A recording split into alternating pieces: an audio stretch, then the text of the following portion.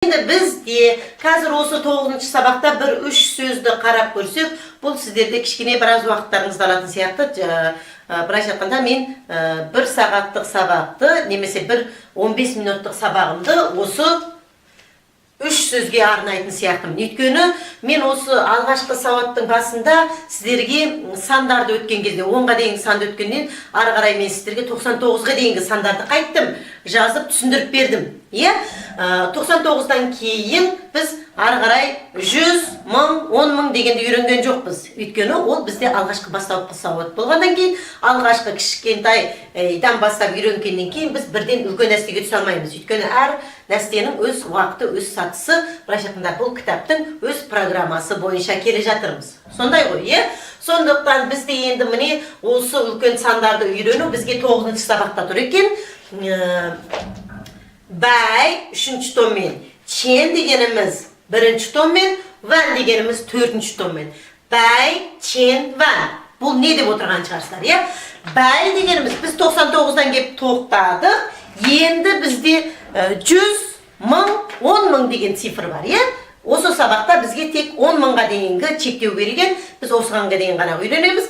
Ары қарайғы үлкен 100.000, 200.000, 300.000, одан кейін ары қарай үлкейіп кете беретін, оны ары жағындағы келесі сабақтарды. Бізге қазіргі сабақта осы 10.000-ға дейінгі үйренеміз. Бәй дегеніміз 100, чен дегеніміз 1000, вән дегеніміз 10.000. Бұл үлкен цифрлар. Біздің негізгі 15 минут уақытымыз осыған кетеді. Қазір мен бұны қалай екенін түсіндіріп беремін. Бәй 100 деген мағынаны білдіреді. Мысалы біз 99-дан кеп тоқтадық. Енді осыдан кейін қандай? 100 деген сан, мысалы, бәй. Мысалы 100 болатын болса, 100 деген сөзді жаңа бәй деп айттық, и бәй 100. Ар бәй 200, сан бәй 300, сы бәй бұл 400, у бәй бұл 500, леу бәй бұл 600, чи бәй бұл 700, ба бәй бұл бізде 800, Жо бәй, бұл бізде 900. Енді бізде қандай сөз бар? 999 деген сөз бар. 999. 999. 999. Біз бұны қалай айтамыз? Біз 900 дегенді және жо бәй дедік. Ал 99 деген санды қалай айттық? Жошы жо. Сонда жо бәй, жошы жо.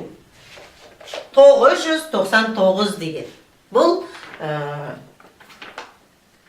1000-ға дейінгі сан, 999. Енді осыдан кейін не кетеді бізде? Чен 1000 кетеді. 1000 деген. Енді мен мына жағын өшірейін. Өзіміз экраннан кішкене үлкейтіп көріп аламыз, Мынаны өшірейін. Өшірдім, Просто қате өшіріп қойым бар, кішкене ойланып қалдым, 999-дан кейін бізде 1000 деген бар екен, Мысалы 1000 деп айтамыз, ичен. Енді біз осы арада бір нәрсеге тоқтаймыз. 2000 дегенді, 2000 дегенді біз арчен деп айтпаймыз, Арчен деген үлкен цифрларға келген кезде бізде сандарды өткен кезде мен негізі түсіндірмей кеттім ғой деймін. Бір деген санның мысалы екі түрлі айтылуы болады. Мысалы бірі и деп цифр иероглиф, енді біреуі яу деп айтылады. Бұны біз яу дегеннің жазылуы жоқ, яу дегеніміз осы бір. Яу дегеніміз қандай жерде қолданылады дегенде, көбінде біз Қытай тілінде телефон нөмірлерді айтқан кезде, сосын есік нөмірлері, осындай кезден айтқан кезде бізге бір деген сөзді яу деп айтамыз. Мысалы, 101 деген бізде телефон нөмірлері бар ғой, осыны біз и деп айтпаймыз, есімізде болсын. Мына лин дегеніміз 0, оны келесі сағатта үйренеміз. So'tkan bunu qalay aytamiz? Yao ling yao. Ya, misali biz telefon nömrida 701 misali ya meniki misali 67 deb ары қарай ketетін болsa, misali bu yerda biz buni chilingi deb aytmaymiz. Chiling yao yao. Sonda bir degan sifrning ikki turli aytiruvi bo'ladi ekan. I және yao. I deganimiz kishirik sanda agar kadimgi sifrlarda ayta beramizda, yao deganimiz telefon nömr, esik nömrlarga kelgan кезде yao'ni qo'llanamiz. Оның kadimgi o'zining tushuntirmasi bor, men sizlarga jibirib beraman, ya. Misali chiling yi aytmaymiz, chiling yao aytamiz, ya. Sol siyaqda 10ga deyingi sifrning ishinde o'zi 1 men 2 sifrning, ya. Her türlü aytılığı, her türlü mağana kişinin başkaça қолданысы бар. Ya mağanası deyip жатқаным ғой, кешіріңіз, мағанасы емес, қолданысы бар, ya. Мысалы, бірдің кәдімгі цифрларды айтқан кезде и деп айтылады, мысалы, ya. И ал жазылған кезде айтылуында тағы мысалы телефон, есік нөмірлерін айтқан кезде яу деп айтамыз. Бірақ и деп жазамыз да яу деп айтамыз. Яудың жазылуы жоқ. Яу деп айтамыз. Ya мысалы, яулин яу, чилин яу, мысалы, осылай қолданыста болады. Ya, ал сол сияқты мына екінің де 3 түрлі қолданысы бар. Бірақ олардың жазылуы бар. Мысалы біз екі дегенді r деп айттық. Есімізде бар, ya. Енді бір түрі үлкен цифрларды айтқан кезде, үлкен сандарды айтқанда ляң деген сөз бар. Ляң. И біз әлі енді бастап үйреніп жатырмыз, мөлшер сөз деген бар. Қытай тілінде мөлшер сөздері болады. Мысалы жерде ляң и ля.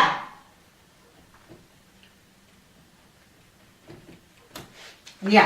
Бұл ар дегеніміз кішкентай сандарды айтамыз, ляң дегеніміз үлкен сандарды айтамыз, и ля дегеніміз адамдар арасындағы екі адам, біз екеміз деп айтатын болсақ, омен ля дейді. Ля деген жерде мөлшер сөз. Мөлшер сөз деген Қытай тілінде біраз 100-ден артық, 200-ге таяу мөлшер сөздер болады. Мысалы, келтірсек, мысалы, г деген сөз үйрендік қой алдыңғы сабақта, егі ляңғы деген. Бұл г де мөлшер сөз болады. Ля, омен ля, біз екеміз дегенде мөлшер сөз болады. Сосын кейін, мысалы, бір бөтелке су деп айтамыз. Су дегенді қалай айттық біз? Шуй. Мысалы, бір бөтелке су. Мысалы, бір су деп айтатын, маған бір су аласаш деп айтамыз ғой. Оны и шуй деп айтпаймыз. И пин шуй. Бұл немене? Мөлшер сөз. Пин деген сөз бар ортасында. Сосын и пин шаң шуй. Бір бөтелке и су. Бір осында пин дегенде мөлшер сөз.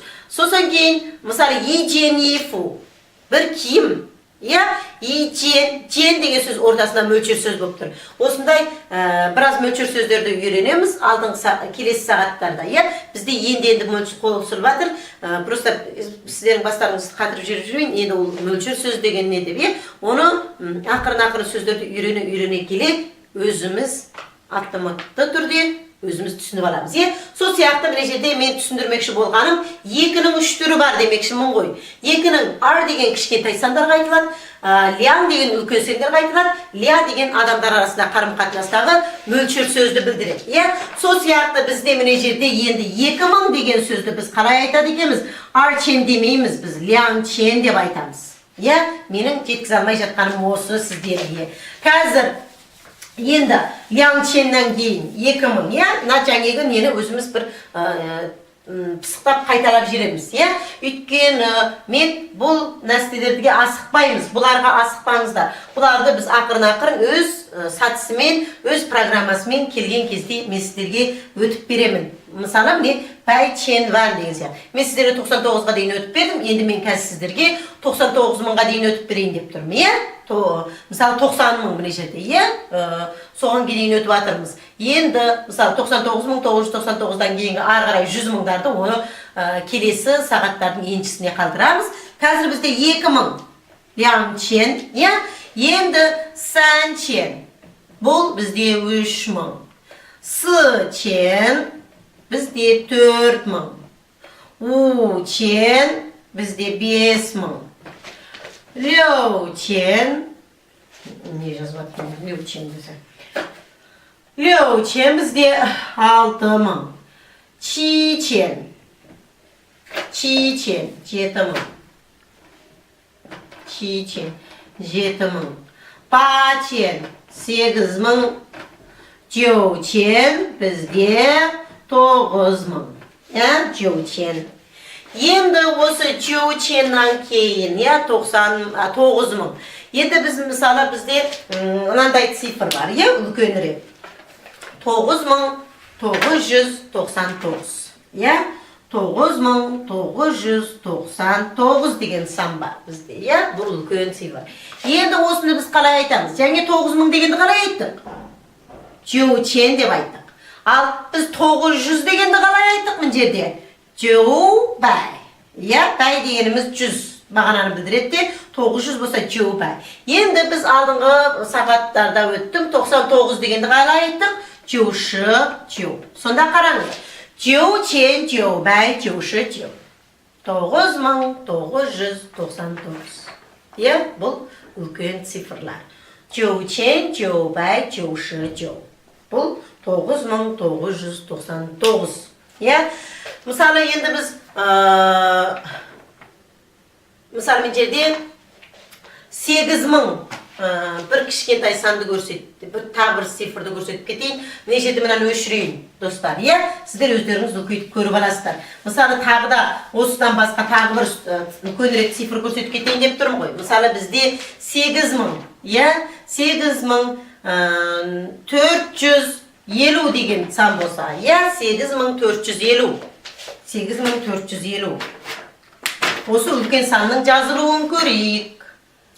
Xitoy tilida ya 8000 deganni qalay aytamiz? 400 400 50 deganni qalay aytamiz biz? 50 8450. Tushundingmi? 8450. 8450 51 bo'ladi bo'lsa, endi yerda 1 degan bo'ladi bo'lsa, misol 0 ning o'rnina, misol 0 ning o'rnina 1 bo'lsa, misol 8450 deb yozamiz. 8452 52 bo'ladi bo'lsa, ya? Eğer 8453 bo'ladi bo'lsa, 3 deb yozsak.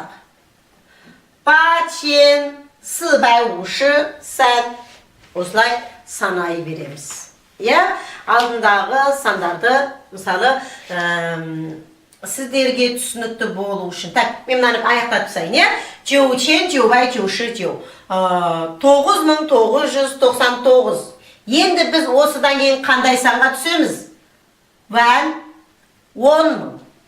9999dan keyin qaytamiz, 10000 ga ketamiz. 10000 10000. Ya, men nechada o'shirayim. Endi 10.000, 20.000, 30.000, 40.000, 50.000 degan qalay aytiladi. Soni ko'rsatib sap, so'san keyin sandarda 100dan 1000ga, 1000dan 10.000ga sanavni tag'da bir kishigrim sizlarga tushuntirib ketaman. Ya, al biz yangi 9999 Jubay 9000 bay 9999.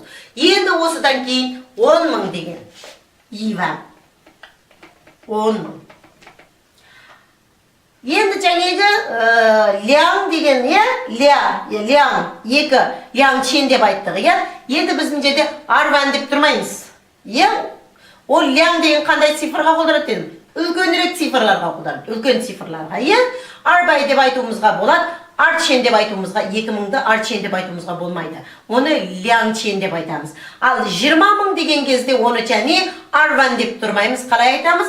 Liangvan. Liangvan. Ya, bu 20000. 30000 sanvan. Sanvan. Sıvan 40.000. Uvan 70.000. Lyovan 60.000. Chivan 70.000. Bavan 80 мың. Жеуан 90 мың. Так, енді достар. 90 мыңға дейін жаздық, я? Енді бізде қандай сөз бар? 99 мың 999 деген бар. Я? 99 мың 999. Енді біз осыны қалай жазамыз? Я?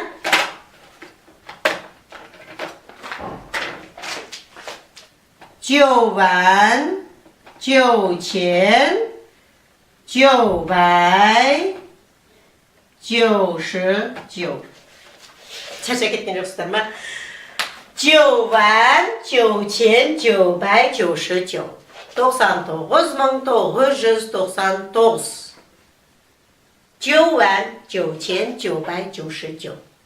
Бұл біздің 100 мыңға дейінгі 99 мыңнан тоқтайтын сандарымыз.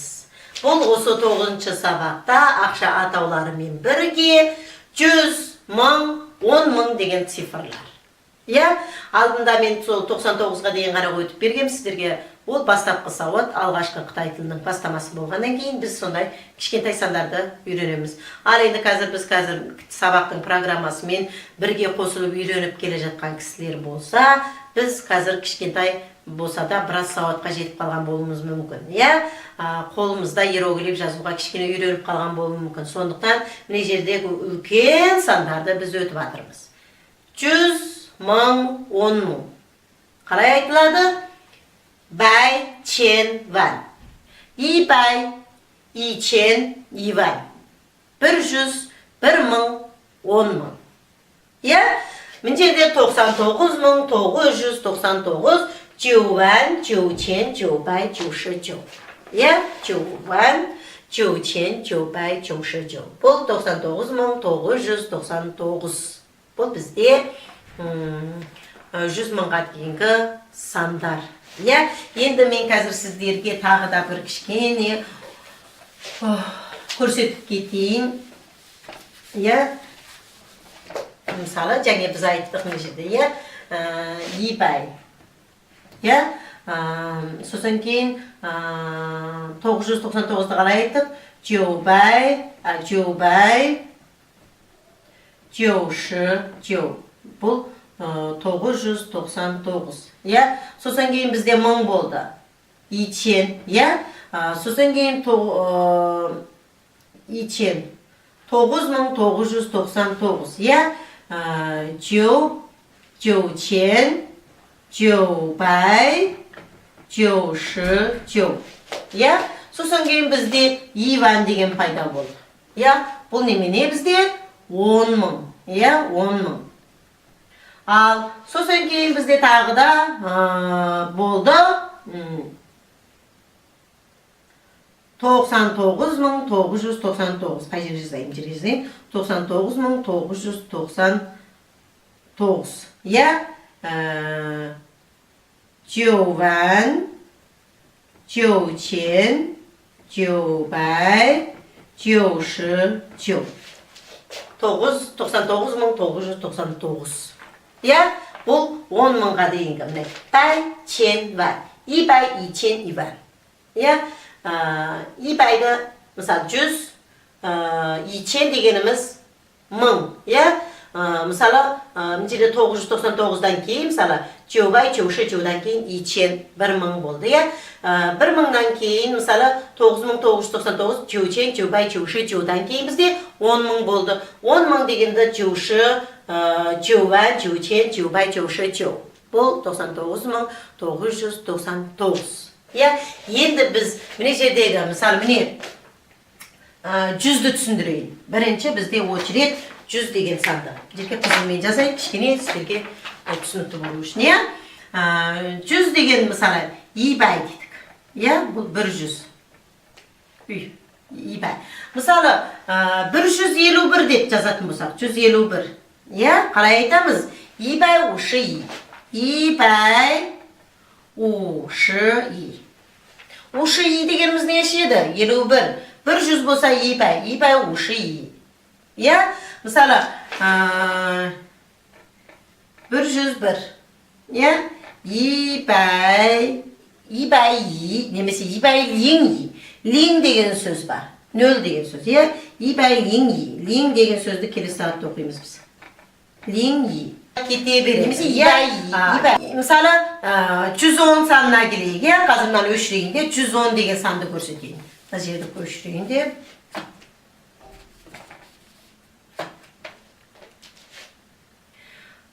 Мысалы, 110. Ya? 110 немесе 210. 110. Ya? 210. Ya 110, 120, 130 осылай кете береді. 110, 120 осылай айта беремін. 120. 20. Бұл неменеді? 120. Ya, осылай біз айта береміз. Ya, енді бізде жаңағы енді 9000-ға келейік. Ya, 9000 деймін ғой, 1000-ға келейік. Ya, мынаны өшірейін. Ya, 1000-ға келейік. Онымыз 2000 дедік. Ya, 1000. Мысалы, 1111. Қалай айтамыз мысалы? 2212. Немесе 2212 деп айтуымыз қалады. 1112 айтамыз. Ya, ол 1111 деген сөз. Ya, 11 ши. Немесе 12 немесе 12.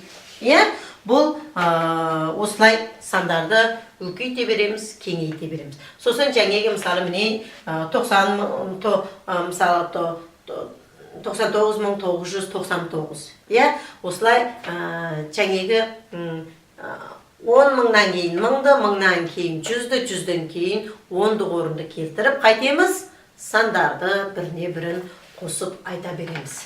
Міне достар, бұл бізде бүгінгі 9-шы сабақтың 100, 1000, 10.000 деген 3 саны бір 15-20 минутты уақыт алыпты. Бұларды өзін бөлек осылай бір сіздерге түсіндіріп жібермесек болмайды. Өйткені біз 99-ға дейінгі санды үйренгеннен кейін енді біз 100, 1000, 10.000 дегенді қалай айту керек екенін толық білуіміз керек. Сондықтан біз сіздерге бүгін осы 3 сөздерді өтіп бердім. Сіздерге сәттілік тілеймін. Тағы да түсінбей жатқан жертеріңіз болса, WhatsApp арқылы сұрауларыңызға болады. Мен қолым босаған кездерде сіздерге WhatsApp-тан да түсіндіріп бере аламын. Уақытым болып жатса. Сондықтан бұл бізде бүгінгі 9-шы сабақтың 100, 1000, 10.000 деген сандары. Сіздерге сәттілік тілеймін. Жақсылап, дұрыстап көріп, үйреніп алуларыңызға тілектеспін. Рахмет сіздерге.